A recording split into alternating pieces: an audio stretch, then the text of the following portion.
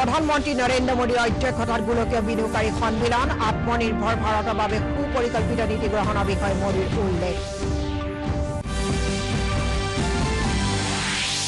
বাগজান এলেকাত ৰূপায়িত হোৱা বিভিন্ন পুনৰ সংস্থাপনমূলক প্ৰকল্পৰ অগ্ৰগতি পৰ্যালোচনা মুখ্যমন্ত্ৰী সৰ্বানন্দ সোণোৱালৰ আৰু ৰাজ্যৰ কোভিড আৰোগ্যৰ সংখ্যা ধাৰাবাহিকভাৱে বৃদ্ধি দেশত আৰোগ্যৰ হাৰ 92.20%। নমস্কাৰ পুৱাৰ বাতৰিলৈ স্বাগতম ষ্টুডিঅ'ত মই জুলি শৰ্মা বৰুৱা এতিয়া বিতং বাতৰি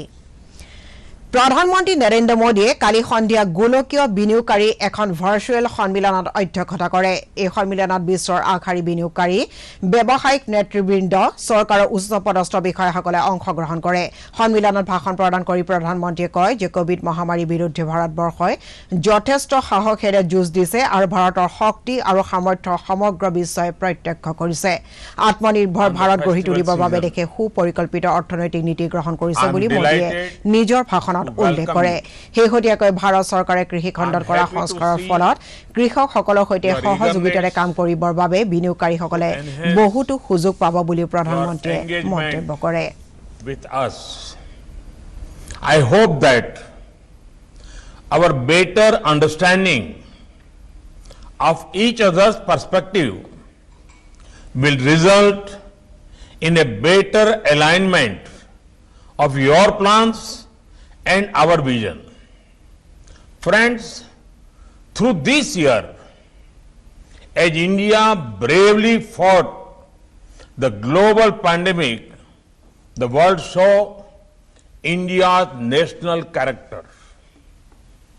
The world also saw India's true strength. It is successfully brought out traits that Indians are known for. Friends, India's quest to become Atmanirbhar is not just a vision but a well-planned economic strategy. A strategy that aims to use the capabilities of our businesses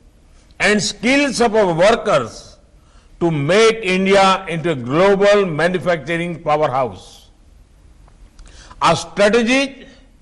that aims to use our strength in technology to become the global center for innovations.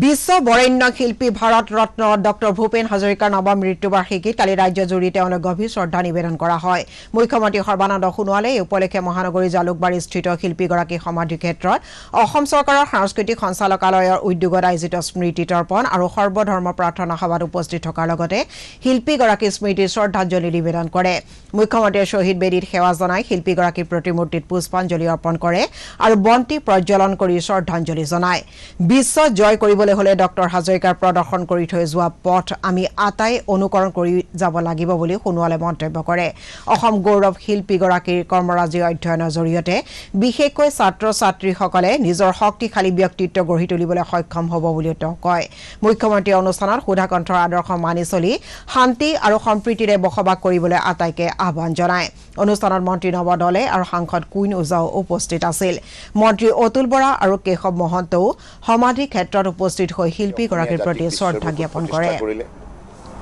ভূপেনদাৰ বিষয়ে আমি সকলোৱে জানো এতিয়া আমাৰ কাম হ'ব ভূপেনদাৰ আদৰ্শৰে অসমৰ বৰাক ব্ৰহ্মপুত্ৰ পাহাৰ ভৈয়ামত বসবাস কৰা সকলো জাতি জনগোষ্ঠী ভাষা ভাষী ধৰ্মৰ লোকে মিলিত প্ৰচেষ্টাৰে এখন সমন্বয় শক্তিশালী বৰ অসম নিৰ্মাণ কৰা ভাৰতবৰ্ষৰ বুকুত বিশ্বৰ বুকুত আৰু যিখন অসমে সকলো দেশতে সমৃদ্ধিশালী হোৱাৰ বাবে ঐক্যবদ্ধভাৱে কঠোৰ পৰিশ্ৰম কৰিব আৰু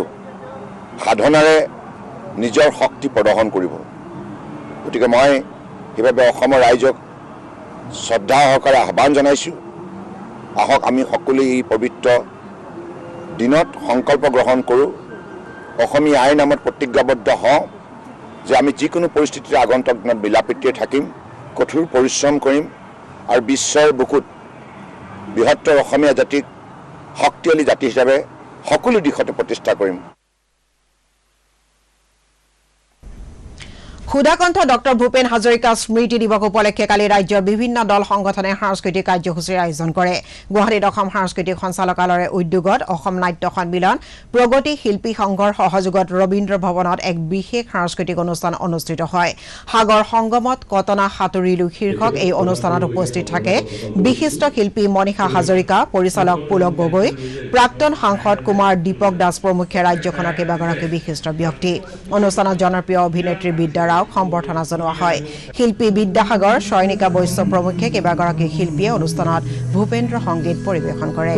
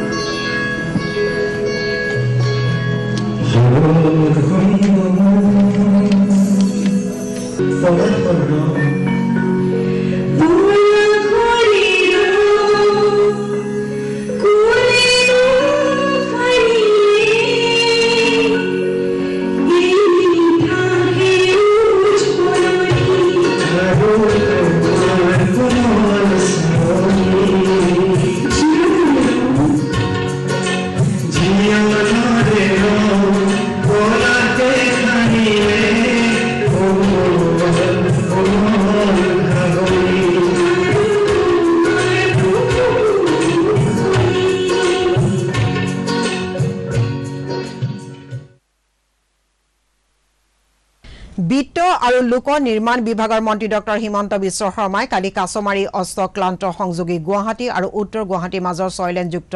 এখন দলঙৰ কেচিয়ন স্থাপনৰ শুভাৰম্ভ কৰে। 2019 চনৰ 9 ফেব্ৰুৱাৰীত প্ৰধানমন্ত্ৰী নৰেন্দ্ৰ মোদীয়ে আধাৰশিলা স্থাপন কৰা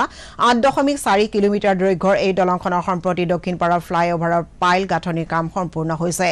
2600 কোটি টকা ব্যয়ত নিৰ্মাণ কৰিবলগীয়া এই দলংখন 2023 চনত সম্পূৰ্ণ কৰি তোলাৰ লক্ষ্য লোৱা হৈছে। এই দলংখন নিৰ্মাণ হৈ উঠিলে চাংচাৰী নিৰ্মাণ এইমছৰ পৰা গুৱাহাটীৰ দূৰত্ব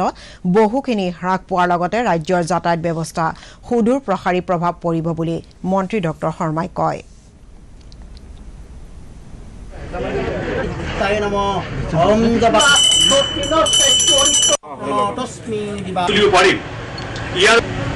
নিউ ডেভেলপমেন্ট বেংক এনডিবি বেংকটো হৈছে আগৰ ব্ৰিক্স বেংক, যাক Brazil, Russia, China,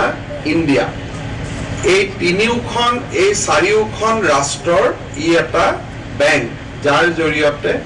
infrastructure funding কৰে। Honorable PM has laid the foundation stone of this huge project. Not only he has laid the foundation stone, he also ensured that 90% funds coming from externally aided agencies, and it is refunded by the government of India, not by government of Assam. So the entire this bridge has come into reality, or will be come into reality, because of the blessings we have received from Honorable Prime Minister Narendra Modi.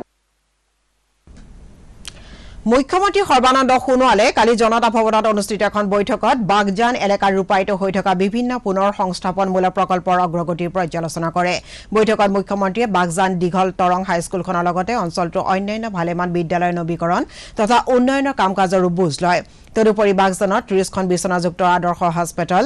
দক্ষতা উন্নয়ন কেন্দ্ৰ, হস্ততাঁত আৰু বস্ত্ৰ শিল্পৰ উন্নয়ন প্ৰকল্প আৰু পানী যোগান আঁচনি আদিৰো খতিয়ান লয়। উল্লেখযোগ্য যে বাগজানৰ গেছ কোপত সংঘটিত অগ্নিকাণ্ডৰ পিছতে যোৱা 27 মেত মুখ্যমন্ত্ৰীয়ে অঞ্চলটোৰ উন্নয়নৰ বাবে কেতবোৰ প্ৰকল্পৰ বিষয়ে ঘোষণা কৰিছিল। কালিৰ এই বৈঠকত মুখ্যমন্ত্ৰীৰ অতিৰিক্ত মুখ্য সচিব পৱন কুমাৰ বৰঠাকুৰৰ লগতে অন্যান্য বিভাগীয় সচিব তথা আয়ুক্তসকল উপস্থিত আছিল। গুৱাহাটীকে ধৰি কামৰূপ মহানগৰ জিলাৰ বিভিন্ন বজাৰত আলু, পিঁয়াজ, শাক পাচলি, খোৱা তেল, ফল মূল আদিৰ মূল্য নিৰীক্ষণ তথা নিয়ন্ত্ৰণৰ বাবে এটা টাস্ক ফ'ৰ্চ গঠন কৰিবলৈ প্ৰশাসনে সিদ্ধান্ত গ্ৰহণ কৰিছে। অসমৰ যোগান বিভাগৰ মন্ত্ৰী ফণীভূষণ চৌধুৰীৰ অধ্যক্ষতাত কালি কামৰূপ মহানগৰ জিলা উপায়ুক্তৰ কাৰ্যালয়ত আয়োজিত আলোচনাৰ অন্তত মন্ত্ৰীগৰাকীয়ে এই কথা প্ৰকাশ কৰে। আলোচনা অনুসৰি পিঁয়াজৰ পাইকাৰী দৰ কিলোৱে প্ৰতি 50 টকা হিচাপে নিৰ্ধাৰণ কৰা হয় আৰু খুচুৰা ব্যৱসায়ীসকলে প্ৰতি কিলো পিঁয়াজত 6 টকা টকাৰ ওপৰত লাভ ল'ব নোৱাৰিব বুলি মন্ত্ৰীগৰাকীয়ে জানিবলৈ দিয়ে আনহাতে শাক-পাচলি ক্ষেত্ৰতো গুৱাহাটীৰ পামহিস্থিত বজাৰত নিৰ্ধাৰিত মূল্যতহে ব্যৱসায়ীসকলে এনে সামগ্ৰীসমূহ বিক্ৰী কৰিব পাৰিব বুলি মন্ত্ৰীগৰাকীয়ে কয় আলোচনাত মন্ত্ৰীগৰাকীৰ উপৰিও কামৰূপ মহানগৰ জিলাৰ উপায়ুক্ত বিশ্বজিৎ পেগু যোগান কৃষি আৰু আৰক্ষী বিভাগৰ বিষয়ববীয়া চেম্বাৰ্ছ অৱ কমাৰ্চৰ প্ৰতিনিধি আৰু বহু সংখ্যক ব্যৱসায়ীও উপস্থিত আছিল অহা 10 দিনৰ কাৰণে আমি এখন টাস্ক ফোৰ্স গঠন কৰিম মেট্ৰলজি জিএমসি আৰু পুলিশ এই গোটেইকেইটা বিভাগৰ তবে ৰিপ্ৰেজেন্টেটিভক লৈ প্ৰতিনিধিক লৈ এককটা টাস্ক ফোৰ্স গঠন কৰা হ'ব আৰু এই টাস্ক ফোৰ্সটোৱে অহা 10 দিনৰ কাৰণে এই প্ৰাইস যদি ইলিগেল প্ৰাইস যেটো হৈ আছে বা মানে বিভিন্ন ধৰণৰ মানে কি কয় ভেৰিয়েশন যেটো হৈছে এই বস্তু দামৰ ভেৰিয়েশন হৈছে এইটো নিৰ্ধাৰণ কৰাৰ কাৰণে এটা ব্যৱস্থা গ্ৰহণ কৰিব ৰাজ্যত কোভিড আৰোগ্যৰ হাৰ 95.86% বৃদ্ধি পাইছে স্বাস্থ্যমন্ত্ৰী ডক্টৰ হিমন্ত বিশ্ব শৰ্মাই টুইটযোগে সদৰি কৰা মতে কালি 761 গৰাকী লোক সুস্থ হৈ উঠাৰ ৰাজ্যখনৰ আৰোগ্য হোৱা মুঠ লোকৰ সংখ্যা 1,99,455 লৈ বৃদ্ধি পাইছে আনহাতে কালি দিনটোত 27,959 গৰাকী লোকৰ নমুনা পৰীক্ষা কৰাৰ পিছত 313 গৰাকী লোকৰ দেহত কৰোনা সংক্ৰমণ ধৰা পৰে ইয়াকে লৈ মুঠ আক্ৰান্তৰ সংখ্যা 2,08,054 লৈ বৃদ্ধি পাইছে ৰাজ্যখনত সম্প্ৰতি 7,662 গৰাকী লোক চিকিৎসাধীন হৈ আছে ৰাজ্যত এতিয়ালৈকে 934 গৰাকী ৰোগীৰ মৃত্যু হৈছে দেশত কোভিডৰ পৰা আৰোগ্যৰ হাৰ 92.20% লৈ বৃদ্ধি পাইছে কেন্দ্ৰীয় স্বাস্থ্য মন্ত্ৰালয়ে প্ৰকাশ কৰা তথ্য অনুসৰি শেহতীয়াকৈ 55,000 কোভিড আক্ৰান্ত ৰোগী সুস্থ হৈ উঠিছে আৰু ইয়াকে লৈ দেশত আৰোগ্য হোৱা ৰোগীৰ সংখ্যা 77,11,809 লৈ বৃদ্ধি পাইছে সম্প্ৰতি 5,27,962 জন ৰোগী চিকিৎসাধীন হৈ আছে আনহাতে দেশত মুঠ আক্ৰান্তৰ সংখ্যা 83,64,086 লৈ বৃদ্ধি পাইছে আৰু এই পৰ্যন্ত 1,24,000 অধিক লোকৰ এই ৰোগত মৃত্যু হৈছে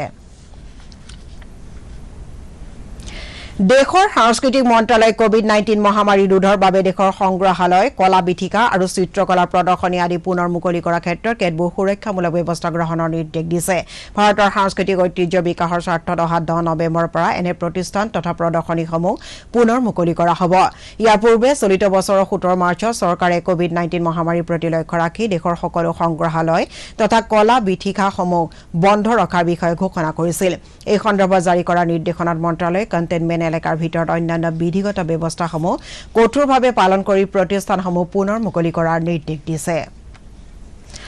অসম গণ পৰিষদৰ সভাপতি তথা মন্ত্ৰী অতুল বৰাই কালি গোৱালপাৰা জিলাৰ ধূপতলাত অনুষ্ঠিত দলটো ধৰ্মীয় সংখ্যালঘু সন্মিলনত অংশগ্ৰহণ কৰি সংখ্যালঘুসকলৰ প্ৰতি অসম গণ পৰিষদক সমৰ্থন কৰি নিজক সুৰক্ষিত কৰাৰ আহ্বান জনায় সভাত তেওঁ ৰাজ্যৰ অন্যান্য ৰাজনৈতিক দলসমূহৰ কাম-কাজৰ কঠোৰ সমালোচনা কৰি কেৱল অসম গণ পৰিষদেহে ৰাইজৰ স্বাৰ্থ সুৰক্ষিত কৰিব পাৰিব বুলি দাবী কৰে কালি এই সভাত দলটোৰ কাৰ্যকৰী সভাপতি কেশৱ মহন্ত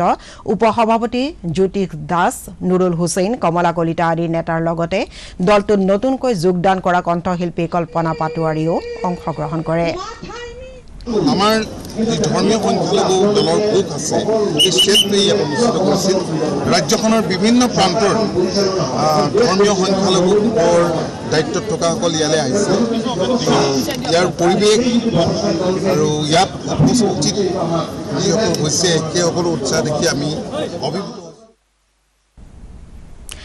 তেজপুৰ জিলা পুথিভঁৰাল প্ৰেক্ষাগৃহত কালি শোণিতপুৰ জিলা পানী আৰু অনাময় মিছনৰ সভাপতি তথা শোণিতপুৰৰ উপায়ুক্ত মানৱেন্দ্ৰ প্ৰতাপ সিঙৰ উপস্থিতিত জিলাখনৰ 82খন গাঁও পঞ্চায়তৰ সভাপতি তথা সচিবসকলৰ উপস্থিতিত এখন সজাগতা সভা অনুষ্ঠিত হয় উল্লেখযোগ্য যে শোণিতপুৰ জিলা প্ৰশাসনে জল জীৱন মিছনৰ অধীনত জিলাখনৰ 880খন গাঁৱৰ লোকসকললৈ বিশুদ্ধ খোৱা পানী যোগানৰ লক্ষ্য নিৰ্ধাৰণ কৰিছে এতিয়ালৈকে 18% সফলতা অৰ্জন কৰাৰ পিছত অহা 2022 বৰ্ষৰ 31 মাৰ্চৰ আগতে এই লক্ষ্য পূৰণ কৰাৰ বাবে শোণিতপুৰ জিলা পানী আৰু অনাময় মিছন সমিতি জনস্বাস্থ্য কাৰিকৰী বিভাগ আৰু শোণিতপুৰ জিলা প্ৰশাসনে সংকল্প গ্ৰহণ কৰিছে সভাত জিলা জনস্বাস্থ্য কাৰিকৰী বিভাগৰ অধীক্ষক অভিযন্তা কমল মেধিয়ে 128খন পানী যোগান আঁচনি পৰিচালনাৰ দায়িত্ব গাঁও পঞ্চায়তৰ হাতত অৰ্পণ কৰে কিন্তু আমাৰ ডিষ্ট্ৰিক্টত পানীৰ কোৱালিটি ইমান ভাল নোহোৱাৰ কাৰণে শোণিতপুৰ জিলাখনক এই টাৰ্গেটটো 2022 চনলৈকে উপলব্ধি কৰিবলৈ ভাৰত চৰকাৰৰ জল শক্তি মন্ত্ৰালয়ে দিছে গতিকে আমি এইটো টাৰ্গেট লৈ কাম কৰি আছো বৰ্তমান আমাৰ যিখিনি এক্সিষ্টিং ৱাটাৰ ছাপ্লাই স্কিম আছে এই স্কিমৰ য'ত মাইনাৰ ৰিপেয়াৰিং আছে বা অলপ চলপ কিবা এটা মেইনটেনেন্স কৰি দিলে এইখিনি চলি যাব পাৰে সেই ওপৰত আমি কাম কৰি আছো আৰু যিখিনি আঁচনিৰ পৰা আৰু কিছুমান মানুহক আমি কানেকশ্যন দিব পাৰো এইটো কাম আমি হাতত লৈছো আমি 880খন গাঁৱত প্ৰত্যেক ঘৰে ঘৰে নলফেজল মানে হাউচ কানেকশ্যন দিয়াৰ আমি পৰিকল্পনা কৰিছো আৰু সেইটো আমি 2022 চনৰ 31 মাৰ্চ তাৰিখলৈকে আমি কমপ্লিট কৰিব লাগিব যেহেতু আমাৰ শোণিতপুৰ জিলাখন এনকেফেলাইটিছ এফেক্টেড জিলা এইকাৰণে আমাক 2022 চনৰ ভিতৰত সম্পূৰ্ণ কৰিব দিয়া বিহাৰ বিধানসভাৰ তৃতীয় তথা চূড়ান্ত পৰ্যায়ৰ নিৰ্বাচনৰ প্ৰচাৰ অভিযানৰ কালি বিয়লি সামৰণি পৰিছে কালি ৰাজ্যখনৰ 15খন জিলাৰ 78টা বিধানসভা সমষ্টিৰ বাবে ভোটগ্ৰহণ অনুষ্ঠিত হ'ব আনহাতে একেদিনাই পশ্চিম চম্পাৰণ জিলাৰ বাল্মীকি নগৰ লোকসভা আসনৰ বাবে উপনিৰ্বাচনৰ ভোটগ্ৰহণ অনুষ্ঠিত হ'ব বিহাৰ বিধানসভা চূড়ান্ত পৰ্যায়ৰ নিৰ্বাচনত ভাৰতীয় জনতা পাৰ্টিয়ে 35খন আৰু সহযোগী জনতা দল ইউনাইটেডে 37খন আসনত প্ৰতিদ্বন্দ্বিতা কৰিছে বিকাশশীল ইনসান পাৰ্টিয়ে 5খন আসনত আৰু প্ৰাক্তন মুখ্যমন্ত্ৰী জিতেন ৰাম মাঝি নেতৃত্বাধীন হিন্দুস্তানী আৱামী মৰ্চাই এখন আসনত প্ৰাৰ্থিত্ব দিছে আনহাতে বিৰোধী মহাজোঁটৰ আৰজেডিয়ে 46খন কংগ্ৰেছে 25খন চিপিআই 2খন চিপিআইএমে এখনত প্ৰাৰ্থিত্ব দিছে ইফালে লোক জনশক্তি পাৰ্টিয়ে 42খন আসনত প্ৰতিদ্বন্দ্বিতা আগবঢ়াইছে অহা 10 নৱেম্বৰত ভোট গণনা কৰা হ'ব আমেৰিকা যুক্তৰাষ্ট্ৰৰ ৰাষ্ট্ৰপতি নিৰ্বাচনৰ ভোট গণনা অব্যাহত আছে এছ'চিয়েটেড প্ৰেছে সদৰি কৰা শেহতীয়া তথ্য অনুসৰি ভোট গণনাত 264টা ইলেক্টৰেল ভোটেৰে ডেমক্ৰেটিক প্ৰাৰ্থী জো বাইডেনে অগ্ৰগতি লাভ কৰি আছে বৰ্তমানৰ ৰাষ্ট্ৰপতি ডোনাল্ড ট্ৰাম্পে 214টা ইলেক্টৰেল ভোট লাভ কৰি আছে উল্লেখযোগ্য যে ৰাষ্ট্ৰখনত মুঠ 538 সদস্যযুক্ত ইলেক্টৰেল কলেজৰ দ্বাৰা 270টা ইলেক্টৰেল ভোট লাভ কৰা প্ৰাৰ্থীগৰাকী বিজয় নিশ্চিত কৰা হয় এতিয়াও কেইবাখনো প্ৰদেশৰ ভোট গণনা অব্যাহত আছে আৰু ইয়াৰ পিছতহে নিৰ্বাচনৰ চূড়ান্ত ফলাফল নিৰ্ণয় হ'ব ভাৰতীয় বিমান প্ৰাধিকৰণে সমগ্ৰ দেশতে থকা ইয়াৰ বিমান বন্দৰ আৰু অন্যান্য প্ৰতিষ্ঠানসমূহত 1 নৱেম্বৰৰ পৰা 15 নৱেম্বৰলৈকে স্বচ্ছ ভাৰত অভিযানৰ অংশ হিচাপে বিভিন্ন কাৰ্যসূচী গ্ৰহণ কৰিছে উত্তৰ পূৰ্বাঞ্চলতো প্ৰাধিকৰণৰ কৰ্মচাৰী তথা অংশীদাৰসকলে স্বচ্ছতাৰ শপত বাক্য পাঠ কৰি এই কাৰ্যসূচী আৰম্ভ কৰিছে সাফাই অভিযান ছবি অঁকাৰ প্ৰতিযোগিতা আদিকে ধৰি এই পষেকটোত বিভিন্ন কাৰ্যসূচী অনুষ্ঠিত কৰা হ'ব বুলি প্ৰাধিকৰণে এক বিবৃতিত প্ৰকাশ কৰিছে কালি গুৱাহাটীৰ কাৰ্যালয়ত আঞ্চলিক কাৰ্যবাহী সঞ্চালক এম সুৰেশে এক সাফাই অভিযানৰ শুভাৰম্ভ কৰি কয় যে সাফ চিকুণতাই কেৱল আমাৰ নিজৰ স্বাস্থ্য ভাল কৰি ৰখাই নহয় লেতেৰা আৱৰ্জনাৰ পৰা পৰিৱেশক সুৰক্ষিত কৰি ৰখাটো সহায় কৰে বাতৰি শেষ হোৱাৰ আগতে প্ৰধান বাতৰিসমূহ আকৌ এবাৰ প্ৰধানমন্ত্ৰী নৰেন্দ্ৰ মোদীৰ অধ্যক্ষতাত গোলকীয় বিনিয়োগকাৰী সন্মিলন আত্মনিৰ্ভৰ ভাৰতৰ বাবে সুপৰিকল্পিত নীতি গ্ৰহণৰ বিষয়ে মোদীৰ উল্লেখ বাগজান এলেকাত ৰূপায়িত হোৱা বিভিন্ন পুনৰ সংস্থাপনমূলক প্ৰকল্পৰ অগ্ৰগতি পৰ্যালোচনা মুখ্যমন্ত্ৰী সৰ্বানন্দ সোণোৱালৰ আৰু ৰাজ্যৰ কোভিড আৰোগ্য সংখ্যা ধাৰাবাহিকভাৱে বৃদ্ধি দেশত আৰোগ্য হাৰ 92.20%। বাতৰিৰ পৰা বিদায় লোৱাৰ আগে এটা কথা মনত পেলাই দিছো কৰোনাক পৰাস্ত কৰিবলৈ শাৰীৰিক দূৰত্ব বজাই ৰাখক সঘনাই সাবুনেৰে হাত ধুওক অথবা হেণ্ড স্যানিটাইজাৰ ব্যৱহাৰ কৰাৰ লগতে সঠিকভাৱে মাস্ক পিন্ধিবলৈ নাপাহৰিব মাস্ক আপ ইণ্ডিয়া